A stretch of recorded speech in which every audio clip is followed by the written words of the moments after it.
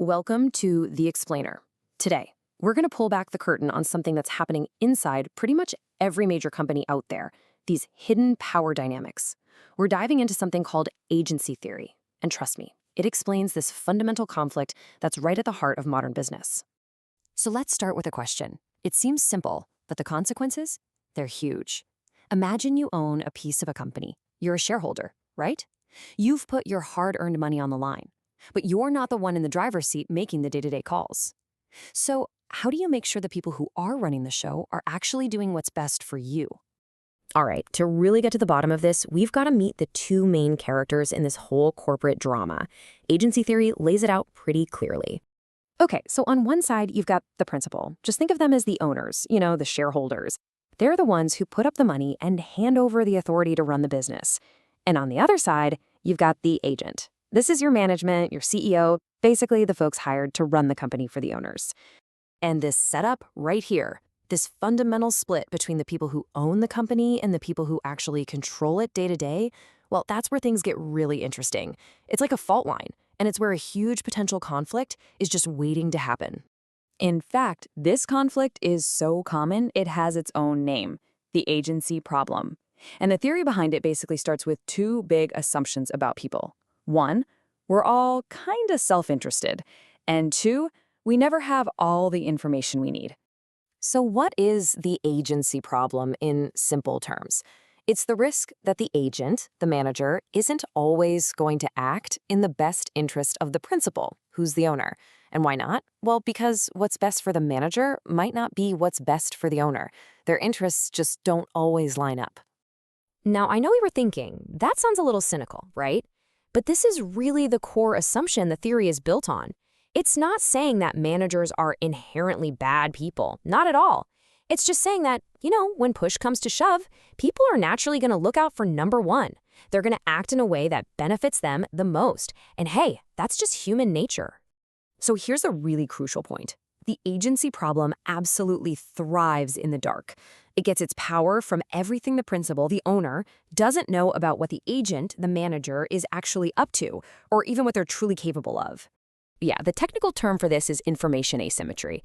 It's a fancy way of saying there's an imbalance. One person, the agent, just knows a whole lot more than the other person, the principal.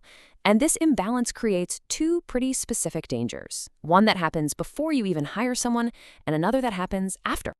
Okay, first up is something called adverse selection.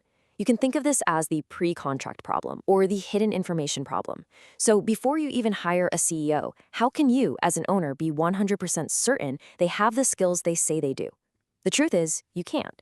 You can't perfectly check out their abilities, and that creates the risk that you'll select the wrong person for the job. And then, once they're on the payroll, you run into moral hazard. This is the post-contract or hidden action problem. I mean, you can't watch your CEO 24/7, right? So how do you really know if they're working hard and making the best calls for the company instead of just for themselves? A perfect and pretty scary real-world example of this is the Wells Fargo scandal. You had employees creating millions of fake accounts just to hit these crazy sales goals. That is a textbook case of moral hazard. Agents looking out for themselves, doing things the principals had no idea about, and the results were absolutely devastating. So this all sounds a little grim, doesn't it? But what's really fascinating is how principals actually fight back. I mean, how do they even try to solve this problem and close that information gap to make sure their investment is safe? Well, it turns out that the entire field of corporate governance is basically one big answer to that very question. The main tools really fall into two big buckets. You can either directly monitor what the agents are doing, or you can create some really clever contracts with powerful incentives that get them to think and act more like owners. And this leads us right to the most famous monitoring tool of all, the board of directors. I mean, their main job is to be the shareholders' watchdog, right? To keep an eye on management and keep them in check.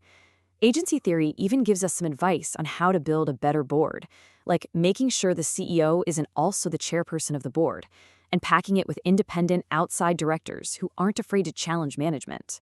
But of course, none of this is free. All this control, the audits, the board meetings, the complicated contracts, it all comes at a price. Building that trust and making sure an agent acts the right way has some very real costs, and they affect everyone involved. These are what we call agency costs, and they break down into three main types. First, you've got monitoring costs. This is the money the principal pays to watch the agent. So think audits, paying the board members, that kind of thing. Second, there are bonding costs. These are actually costs the agent takes on to prove they're trustworthy, like maybe they accept a contract that's heavy on stock options instead of a huge salary. And finally, there's what's called residual loss. This is basically the financial damage that happens anyway when, despite all the monitoring and bonding, a manager still makes a self-serving decision that hurts the company. Okay, so let's step back for a second. Let's zoom out and think about what all of this really means for the way we see modern corporations. The most important thing to get from all this is that this tension, this tug of war between owners and managers, it's not some bug in the system that we can just fix or engineer away. It's a permanent, unavoidable feature. So the goal of good corporate governance isn't really to eliminate the agency problem, because you can't. The goal is to manage it, to minimize the costs as much as possible. And that leaves us with one last, kind of provocative thought to chew on. Is this constant push and pull between owners and managers a weakness, a bug in modern capitalism?